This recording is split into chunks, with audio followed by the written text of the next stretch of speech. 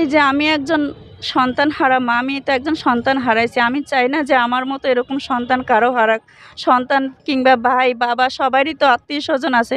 আমার মতো যেন এরকম অসহায় বা ছেলে কারো এরকম না হয়।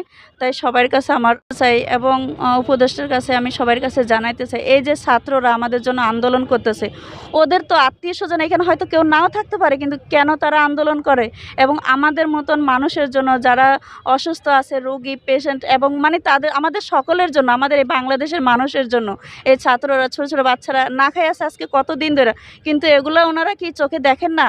এবং দেখে যদি থাকেন তাহলে ওনারা তো, আমি চাই যে ওনারা এরকম কিছু করুক যে আমাদের পাশে ওনারা দাঁড়াক, আমাদের সবার যেন সহযোগিতা হয়। সহযোগিতা করার জন্য ওনাদের কাছে আমার এই অনুরোধটা রইল। কিন্তু এই যে মেডিকেল, শেরেবাংলা মেডিকেলটা যে আমরা এগুলা করতেছি, অনেক বাচ্চারা এবং অনেক রোগী এই যে মারা যাইতেছে, ওনারা এগুলার প্রতি কোনো খেয়াল করেন না।